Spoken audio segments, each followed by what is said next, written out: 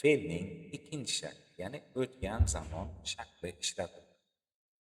Masalan, I walked to school degani men maktabga bordim degan ma'noni anglatar ekan.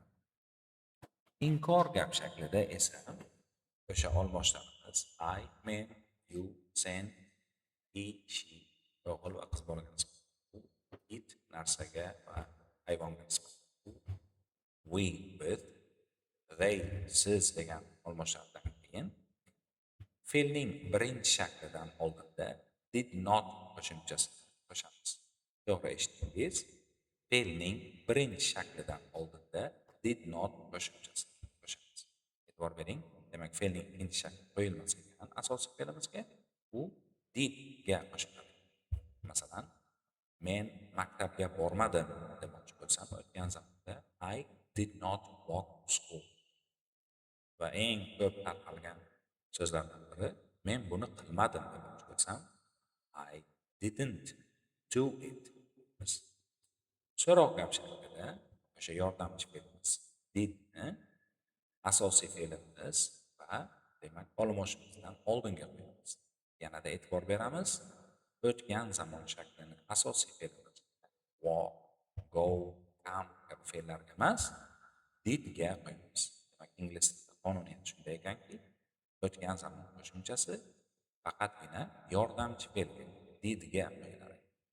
Masalan, did I walk to school? Maktabga bordim. Ha, bordim deb qo'ysam, yes I did.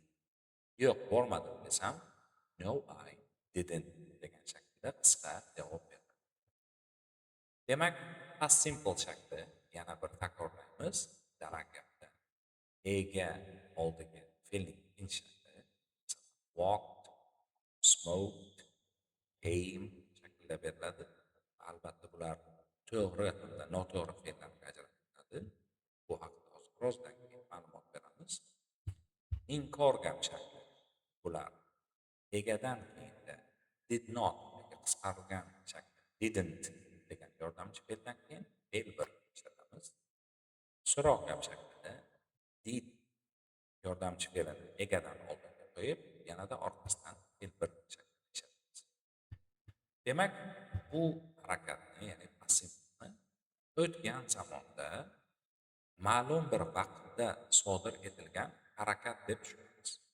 Masalan, deylik, kecha qandaydir harakat sodir etgan bo'lsangiz, ma'lum bir vaqtda bo'ladi. Unda biz past simpledan qo'llanamiz. Mana bir misol. They watched the film on TV last night. Ular film tomosha qilishdi televizorda kecha kechqurun. Kecha kechqurun ma'lum bir vaqt o'tgan zamonda o'sha bilan ega va fe'l shaklida.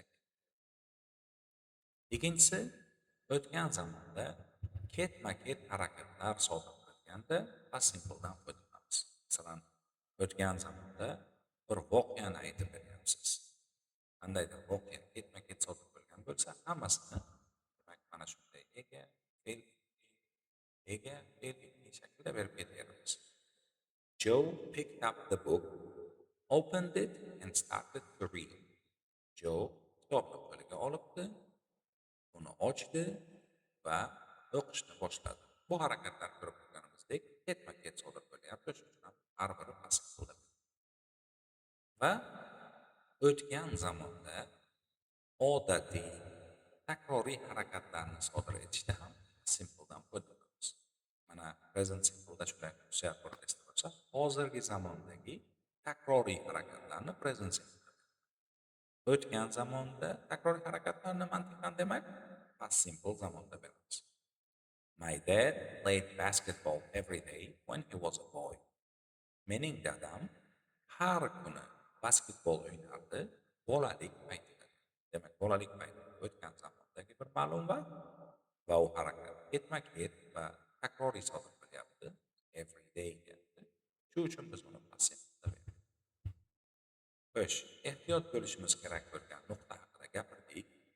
Agar dedik inkor gap shaklida bo'lsa, bunday holatda biz ega va didn't yordamchi fe'lidan foydalanamiz, lekin orqasidan keladigan fe'limizni fe'l bir shaklida beramiz. Chunki ingliz tilida qonuniyat shunday bir marotaba beriladi. Bu esa did fe'liga berilgan. We didn't walk to school. Biz maktabga bormadik. We didn't walked deb bo'lmaydi. Didn't qo'shimchasiga berib bo'ladi. Keyingisi talaffuz bilan bog'liq qoidalar va yozish bilan bog'liq bo'lgan qoidalar. Demak, fe'llar o'tgan zamon shaklida odatda di yoki id qo'shimchasini oladi. Masalan, mana bu yerda walk yurmoq edi. Uning o'tgan zamon shakli yurdi demoqchi bo'lsam, walked deyman. Ya'ni id qo'shamiz. Taste ham ko'rmoq, tatimoq.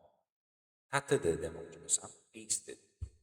Lie cho'zilib yotmoq, deyish mumkin. Yolg'on gapirmoq degan ma'nosi bor.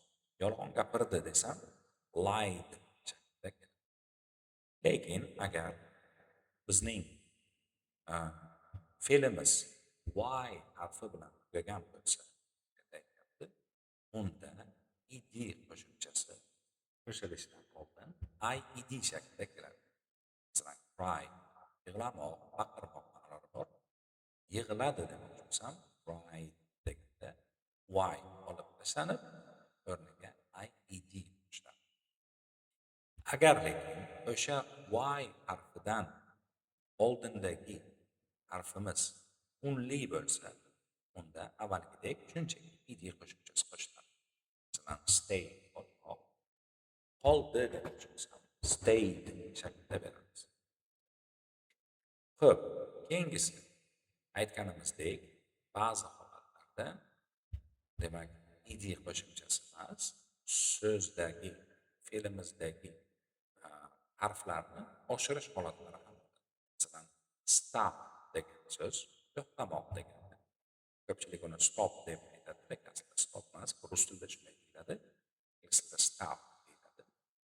To'xtadi demoqchi bo'lsam, stopped degan shaklda beramiz. Va e'tibor bering, mana bu yerdagi i ikkitaga qo'shadi. Keyingisi xuddi shunday so'zlardan biri bu prefer. Prefer degani afzal ko'rmoq.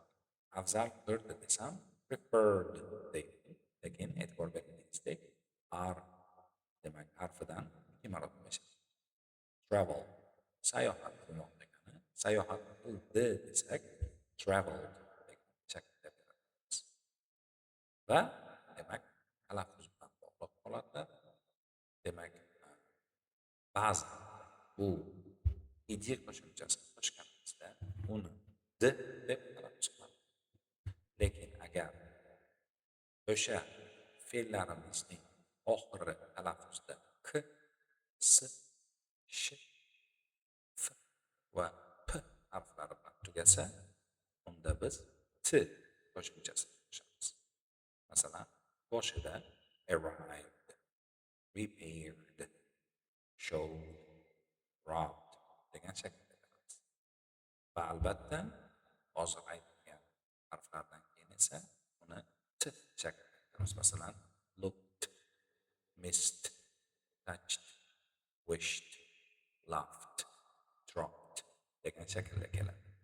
Va aytyapti, agar o'sha berayotgan fe'limiz o'tgan zamonda t va d harflari bilan va tovushlari bilan tugasa, ularga id shaklida talaffuz qilamiz.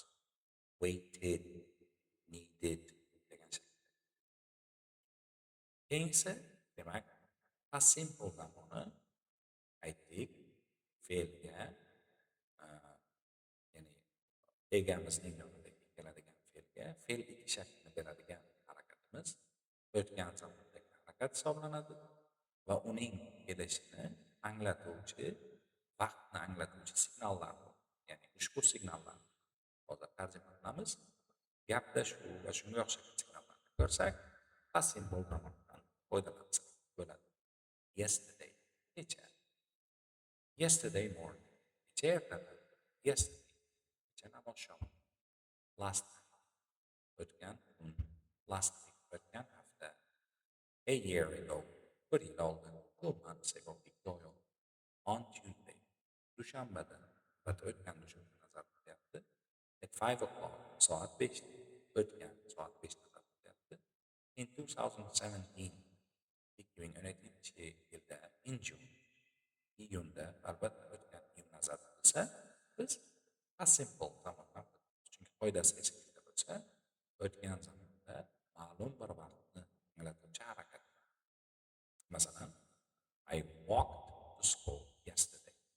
Men kecha maktabga bordim. Ega va fe'l. We talked to them yesterday morning. Biz ular kecha ertalab gaplashdik. They played basketball last night. Ular kecha basketbol o'ynadi. She stayed here a year ago. U bu yerda bir yil oldin turdi. You learned about Greece on Tuesday. Siz Gretsiya haqida dushanba, seshanba kunida o'rgandingiz. Hope. Bill stopped work at 5 o'clock. Bill soat 5da ishlashni to'xtatdi. Yana o'sha gap, e'tibor bering, har birida ega orqasidan fe'ling kelyapti. Chunki har birining oxirida bir ma'lum vaqt anglatuvchi so'zlar. Oxirgi misol tarjima qilamiz. They lived in Moscow in 2007.